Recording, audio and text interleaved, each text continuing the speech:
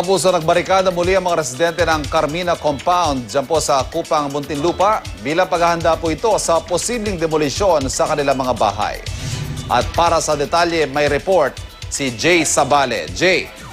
Nandito nga tayo ngayon sa Carmina Compound dito sa may East Service Road kung saan nakabarikada nga sa kalsada itong mga residente rito dahil sa nakaambang demolisyon. Sa ngayon kasi, mahigit 300 meters ang lawak ng pinarikada nila rito. At hindi nila pinapabayaang basta-basta dumaan ng mga motorista. Although according sa mga leader nila, nagbibigay naman sila ng konsiderasyon dun sa mga sigurado silang hindi miyembro ng demolition team. So may mga paunti-unting mga sasakyan na kadadaan, ngunit dumating na rin yung mga taga-Muntinlupa Police dito at according sa mga leaders nga nila dito, pilit silang pinabubuksan at least kalahati man na ng kalsada. Kasama natin ito yung sa mga leaders. Sir, ano po bang plano ng mga grupo nyo ngayon dito, sir? Yung plano, itindig pa rin yung barikada. Hanggat hindi nakakamtan ng mga residente ng Carmina Compound, yung kanilang makahilingan na disenteng relokasyon at the same time, yung kanilang financial assistance. Sir, ngayon ba yung binigay na deadline sa inyo ngayon? Bakit din sa sinasabi nila ngayon yung deadline, buhat noong July 4, ngayon yung deadline na kung saan magigiba talaga sila. Ivan, may katanungan po ba kayo sa kanya? Anyway, Jay? Yes, Ivan. Jay, anong sabi ng mga otoridad, ng mga polis o meron bang taga City Hall dyan? Ano bang utos? Baka naman akala lang nila magkakaroon ng demolition ngayon pero wala pa palang utos. Sa ngayon, ang pinaka nangyayari dito, dito yung mga polis, pinakikiusapan pa rin silang buksan man lang yung kalahati ng kalsada. Hindi pa rin malinaw kung meron nga bang demolisyon na mangyayari o wala. Dahil according to sa sheriff, nung nakausap natin nung uli, ngayong araw ay babalik sila dito para naman magbigay ng bayad o ng pera dun sa mga nag-self-demolition. So hanggang ngayon, may sinabi na ba ang sheriff sa inyo? Dumating na ba ang sheriff? Wala pang sheriff dito kahit local government representative, wala pang nagpapakita. So yun, according sa kanila, maski local representative ng mga politiko or ng mga tiga-local government unit, wala pa nagpupunta rito, kaya nila ginagawa ito. Sa ngayon, puro pulis pa lamang ang nandito. Jay, itanong mo nga sa leader dyan, kung bibigyan sila ngayon ng bayad, handa ba silang kusang umalis? Okay. Kung bibigyan ba kayo ng bayad ngayon, yung mga pinamit nila pa inyo, handa ba kayo kumalit sa peaceful dito?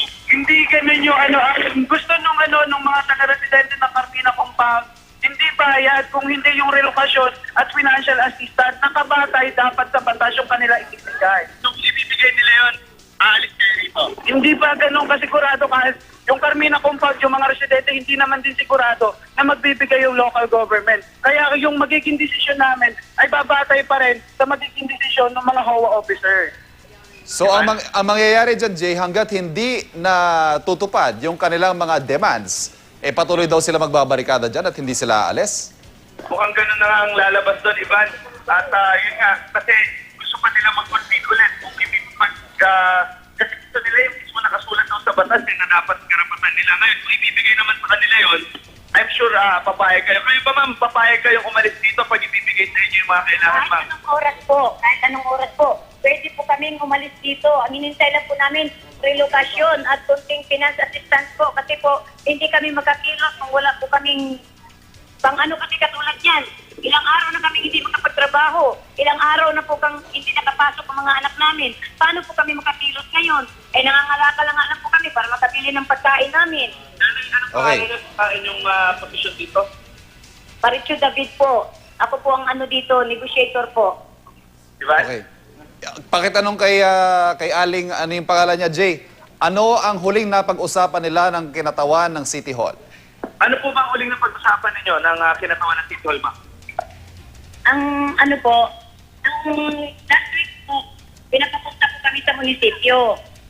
Kaso po, nagmumukha kami tanga doon. Kasi po si Kapitan Chuko po, hindi lang kami pumasok. Sila lang daw muna mga opisyalis. Nandun po kami, naghintay po kami sa labas ng building ni Mayor. May isa pong opisyalis po ng samahan ng mga samaka kay Balmosena po, lumabas. Kasi ang tagal po niya nagpupas sa loob, lumabas at sabi po ni Araceli Busyal, hindi raw po nagkakaintindihan sa loob, kaya umuwi na lang daw po kami. Pinapapunta pa po kami, wala rin palang mangyayari sa pagpunta namin, pinagod lang kami. Tapos, pumasok pa ng pamasahe, nang wala man lang din po kaming napala. Di umuwi na lang po kami dito. Hanggang ngayon po, wala pa pong resulta hanggang ngayon. Kung Okay. malabo pa pong kalagayan namin kung saan po kami. Walang pera, walang relokasyon. Malabo po ang lahat sa amin. Okay. Kagabi po, lakas ng ulan, nagtiis po kami. Jay? Ulan pong napakalakas. Yes, Jay, Ivan? yes, malinaw na yung posisyon ng mga residente. Pwede kaya nating makausap yung ground commander ng mga pulis dyan kung anong order sa kanila? Sige po, hahanapin ko po yung ground commander at nandito kasi ako sa bahan so pupunta ako po muna. Sige, Jay, habang hinahanap po yung ground commander, pakilarawan mo nga yung sitwasyon ng traffic ngayon dyan. Nakikita natin, halos buong kalsada na yung nasakop ng mga tao dyan, ano? So totally Yes, mukhang hindi na nadadaanan. Actually kanina, nung maaga, hindi siya talaga totally madaanan. Pero nung dumating itong mga pulis ngayon, sa pilitang binuksan yung kalahating side. Nung una, pinipili lang ng mga residente yung mga pwedeng dumaan, yung mga sinisigurado nilang hindi kasabi na may demolition team. Kaya naman, nung nagdatingan na meron ng mga SWAT dito, mga naka-full battle gear, pilit nilang binuksan yung kalahating kalsada. Pero yung mga barikada nila, hindi pa rin natitinag at ayaw Okay. nilang pumayag. O, Jay, panghuli, meron ka ba nakikitang mga tauhan dyan o mga heavy equipment na karaniwang ginagamit sa tuwing magkakaroon ng demolisyon?